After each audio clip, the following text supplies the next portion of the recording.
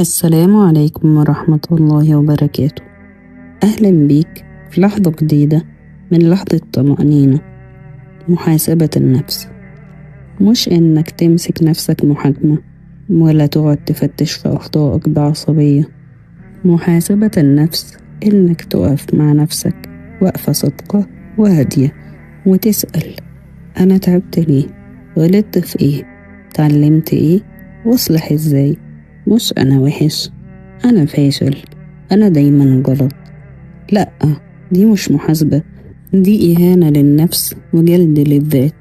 ربنا قال سبحانه وتعالى: يا أيها الذين آمنوا اتقوا الله ولتنظر نفس ما قدمت لغد. يعني بص، راجع وشوف الخطوة الجاية. مش قال جلد ولا كسر ولا تحقير. محاسبة النفس إنك تشوف الحقيقة من غير تزييف ومن غير أسوأ. قال عمر بن الخطاب رضي الله عنه: حاسبوا أنفسكم قبل أن تحاسبوا. مش عشان تخوف نفسك، لكن عشان ما تتفاجئش.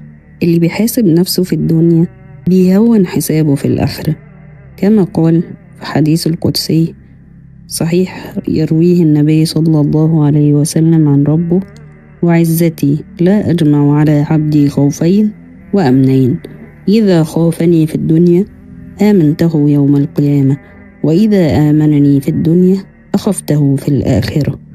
محاسبة النفس إنك تعترف مش تبرر. تعترف إنك قصرت، بس كمان تعترف إنك حاولت، إنك ضعفت بس ما استسلمتش ورجعت. ربنا قال: والذين جاهدوا فينا لنهدينهم سبلنا. يعني المحاولة لها قيمة حتى لو النتيجة مش كاملة. محاسبة النفس مش إنك تقارن نفسك بغيرك، لكن بنفسك امبارح. هل هديت أكتر ولا متعصب أكتر؟ قريب من ربنا ولا بعيد؟ أسئلة بسيطة بس صادقة. والأهم إن المحاسبة لازم تنتهي بخطوة، ولو حتى خطوة صغيرة أدومها وإن قل، كما قال الرسول صلى الله عليه وسلم: اعتذر، دعاء، قرار، أو حتى سكوت بدل رد مؤذي. محاسبة النفس من غير خطوة مجرد جلد، ومن غير محاسبة تيه. ربنا ما طلبش مننا الكمال، طلب مننا الصدق. في الحديث: إن الله يحب إذا عمل أحدكم عملا أن يتقنه.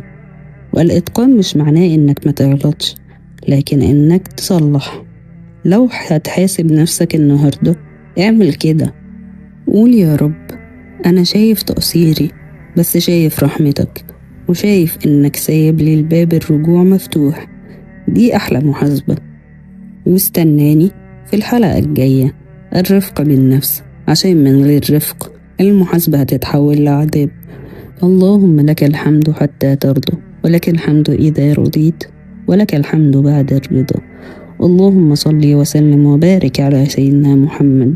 يا رب هون علينا الطريق، واصلح نفوسنا، واتي نفوسنا تقواها، وزكها فأنت خير من زكاها، أنت وليها ومولاها. ويا مقلب القلوب ثبت قلوبنا على دينك. اللهم يا مصرف القلوب صرف قلوبنا إلى طاعتك وحبك ومرضاتك. واعف عنا واغفر لنا وارحمنا وتجاوز عن سيئاتنا وارض عنا وارضنا. نقول آمين، واكتبها في الكومنت، واشترك في القناة وفعل الجرس عشان يوصلك حلقاتنا الجاية. شكرا ليك، وصلي على اللي هيشفع لك. والسلام عليكم ورحمة الله وبركاته.